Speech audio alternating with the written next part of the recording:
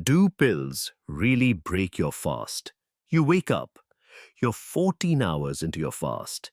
You reach for your morning vitamins, your blood pressure pill, maybe a fish oil capsule, and then you pause. Will these pills break my fast? Will they undo everything I've worked for overnight? This is one of the most common questions in the fasting world. And today, we're going to answer it once and for all. Here's the thing. Millions of people fast every day, and millions of those same people take medications or supplements. Yet the confusion around this topic is massive. Some say any pill breaks your fast. Others say only food matters. The truth is more nuanced than either extreme, and understanding the science behind it will change how you approach fasting forever. Before we dive in, a quick note. This is educational content, not medical advice. If you take prescription medications, especially for chronic conditions like diabetes, heart disease, or thyroid issues, always follow your doctor's guidance. Never skip or change your medications for fasting. Your health comes first. Always. Today, we'll explore what actually happens inside your body when you take a pill during a fast. We'll look at which pills are completely safe, which ones might have some impact, and which ones you should definitely save for your eating window.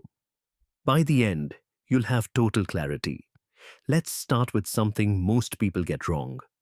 When someone asks whether a pill breaks their fast, they usually think about calories. A 10-calorie vitamin, a 5-calorie fish oil capsule. They do the math and wonder if those tiny numbers matter. But here's what the science actually tells us. Breaking a fast isn't just about calories. It's about triggering specific biological responses in your body. A 10-calorie vitamin pill is not the same as 10 calories of sugar. What really matters is whether a substance triggers the signals that end your fasted state. And there are two main switches we need to understand. The first switch is your insulin response. Think of insulin as your body's storage signal. When insulin levels rise, your body shifts from burning fat to storing it. When insulin stays low, which happens during fasting, fat flows out of your cells and gets used for energy. This is one of the main reasons people fast for weight loss. So the question becomes, do pills trigger insulin? Most don't, but some do. The second switch is something called mTOR. This stands for mechanistic target of rapamycin, but you don't need to remember that name. What you need to know is this. mTOR acts like a growth versus cleanup switch inside your cells. When mTOR is active, your cells focus on building. They make new proteins. They grow. They repair and expand. When mTOR is quiet, which happens during fasting, your cells focus on cleaning. They remove damaged parts. They recycle old proteins. They clear out cellular debris. This cleaning process has a name. It's called autophagy. And in 2016, Japanese scientist Yoshinori Ohsumi won the Nobel Prize in Medicine for discovering how autophagy works. His research showed that when cells are deprived of nutrients, they activate this remarkable self-cleaning system. Damaged mitochondria get recycled.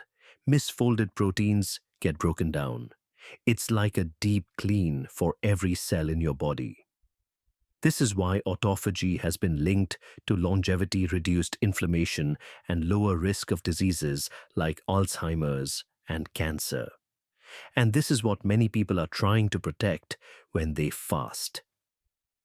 So the question becomes, do pills activate mTOR? Some do, most don't.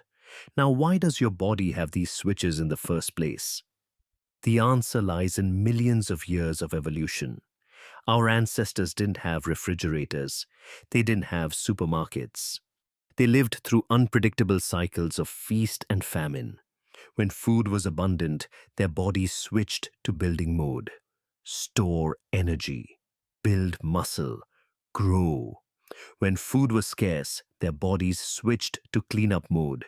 recycle damaged cells, conserve energy, survive until the next meal. mTOR and autophagy are ancient software, still running in your body today. Every pill you take, every supplement you swallow sends a signal to this system. The question is, what signal are you sending? Let's look at how different nutrients affect these two switches. Carbohydrates are the strongest insulin trigger.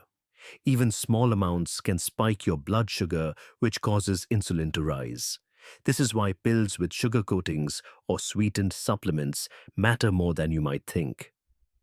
Protein, especially amino acids, has a moderate effect on insulin, but a strong effect on mTOR. Protein tells your body that nutrients are available, that it's time to build rather than clean. One amino acid in particular, called leucine, is extremely powerful at activating mTOR. This becomes important when we talk about supplements later. Fat has the smallest impact. Pure fats cause minimal insulin response and minimal mTOR activation. This is why pure fish oil or MCT oil have less effect on your fasted state than protein or carbs. But they still contain calories, so technically they do break a strict fast. Now comes the central question. Where do medications fit into this picture? Do they trigger insulin? Do they activate mTOR? Let's find out. The good news is that most standard medications fall into the safe category. They have negligible impact on your fasted state. Let's start with water-soluble vitamins like B complex and vitamin C. In their pure form, these have 0 calories. They don't trigger an insulin response. They don't activate mTOR. You can take them during your fasting window without any concern. One note though, some people feel nauseous taking B vitamins on an empty stomach. If that's you, it's perfectly fine to take them with food instead. Thyroid medications like levothyroxine or Synthroid are actually better absorbed on an empty stomach. They contain no calories and cause no insulin spike. Many doctors specifically recommend taking these 30 to 60 minutes before eating. They're completely fasting friendly. Blood pressure medications, including ACE inhibitors, ARBs and beta blockers, come in standard tablet or capsule form with negligible calories. They don't cause significant insulin or mTOR response. They're safe during fasting. And this is important. Never skip these medications for the sake of fasting. Blood pressure control is essential for your health. Statins and cholesterol medications have no impact on fasting metabolism. Some work better when taken at night, but that's unrelated to fasting. Continue taking them as prescribed. Antidepressants and anti-anxiety medications are generally fasting neutral. Follow your prescribed timing. Mental health management is always the priority. Now let's talk about medications that require more careful consideration.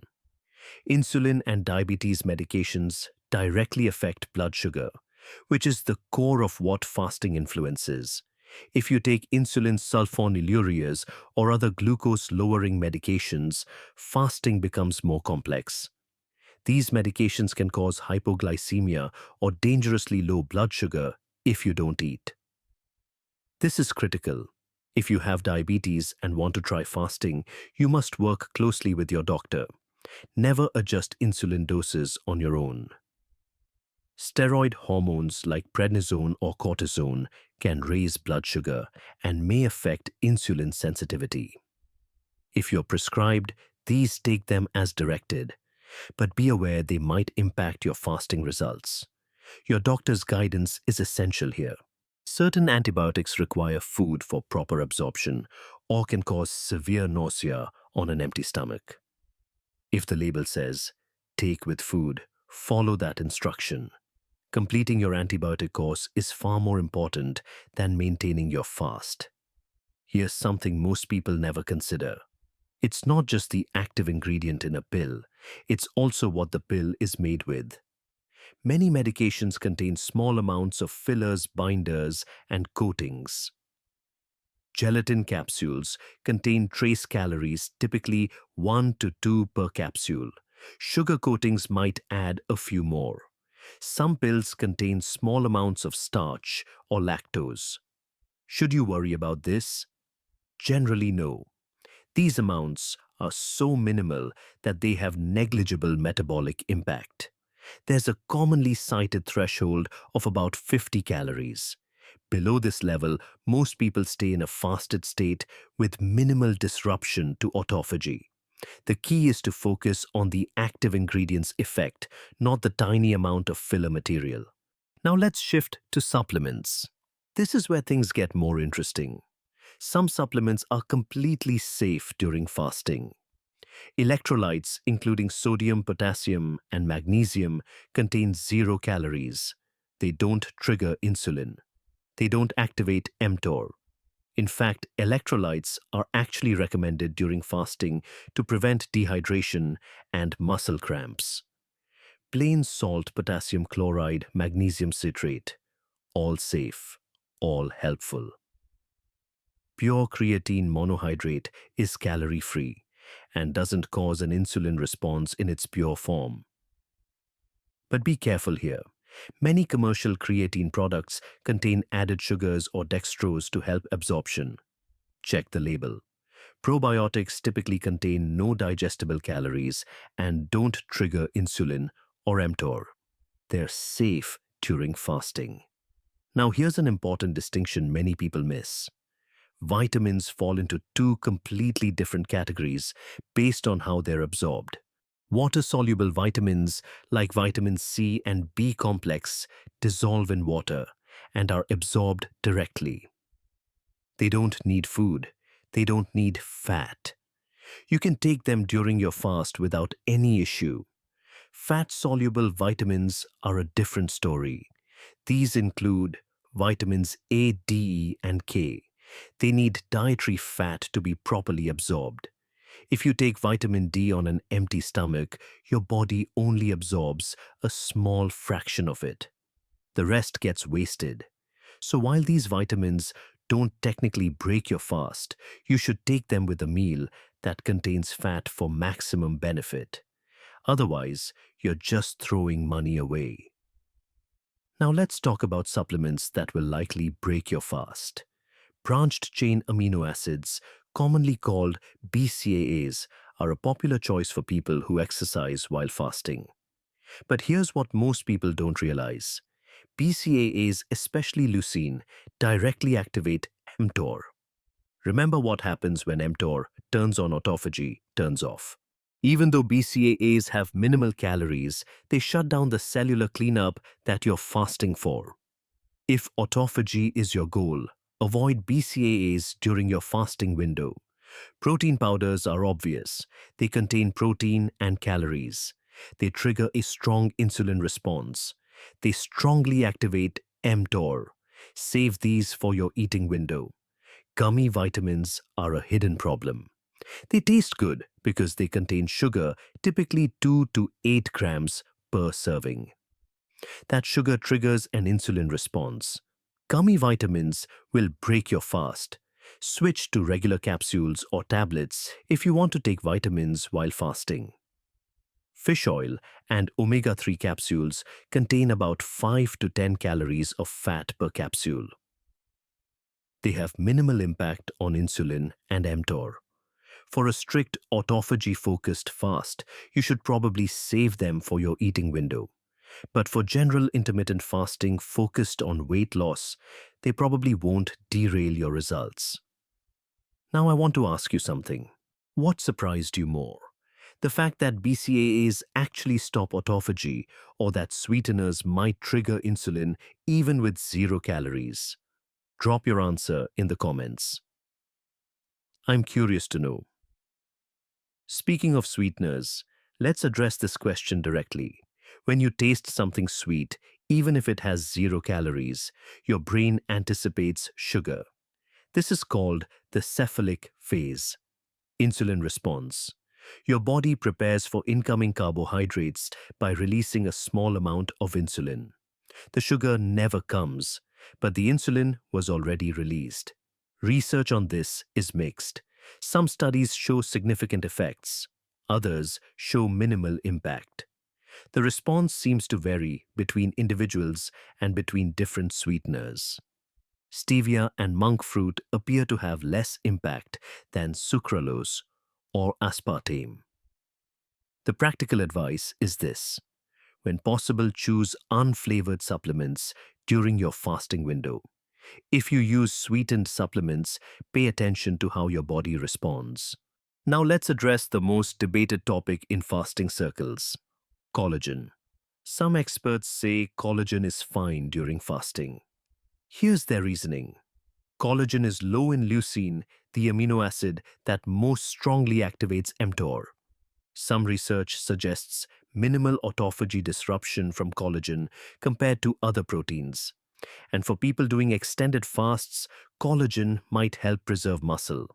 Other experts say collagen breaks your fast. Their reasoning is also sound. Collagen is still protein.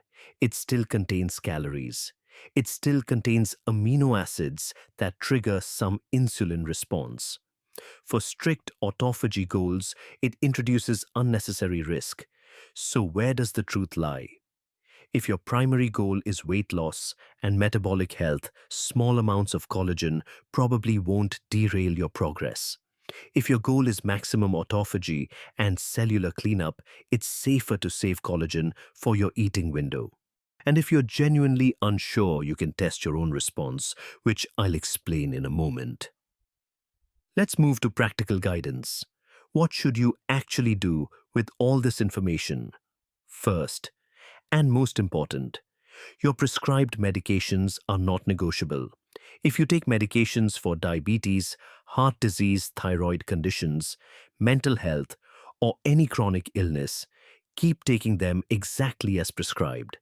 The benefits of your medications far outweigh any theoretical fasting optimization. Fasting is a tool for health. It should never compromise your medical treatment. That said, here are some strategies for taking medications during your fast. Consider timing. If a medication can be taken at any time of day, consider taking it near the end of your fast or at the start of your eating window. This way, if it does have any impact, you're already transitioning out of your fasted state. But only adjust timing if your doctor confirms it's safe. For medications that require food, take them with your first meal. Don't compromise medication effectiveness for fasting. Proper absorption matters. Water is always allowed. Take all pills with plain water. Water never breaks a fast, and staying well hydrated is essential, especially when fasting. There are some warning signs you need to know about.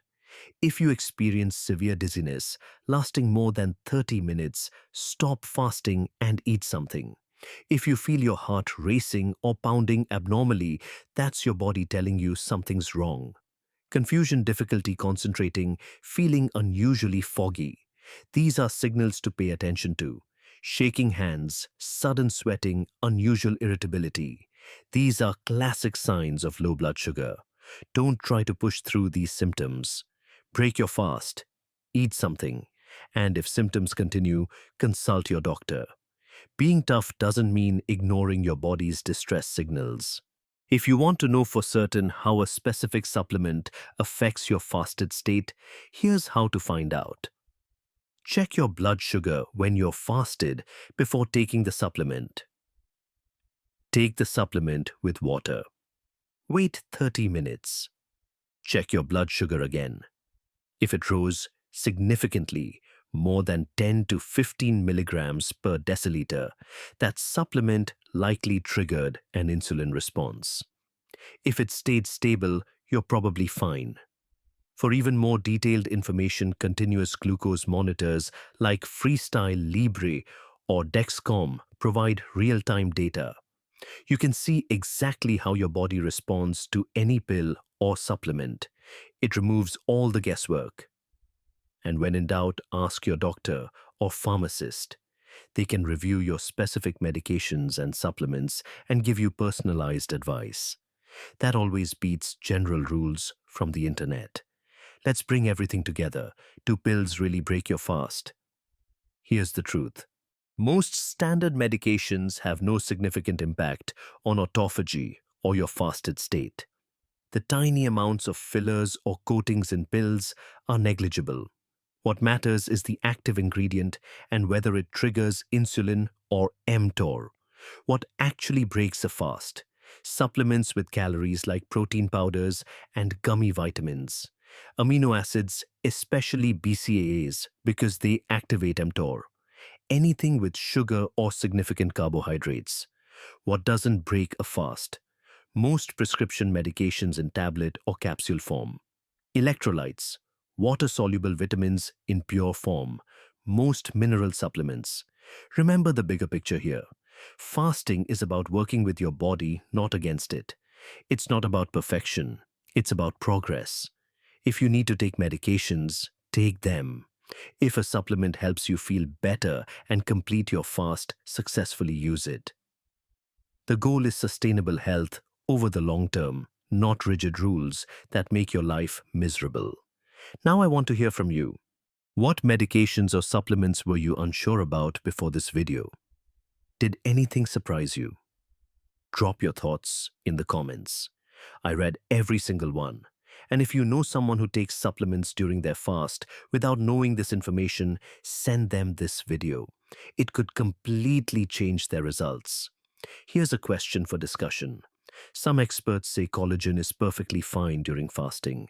Others say it definitely breaks your fast. Based on what you learned today about mTOR and amino acids, where do you stand? Comment below and tell me your reasoning. If this video helped you understand fasting better, hit that like button and subscribe.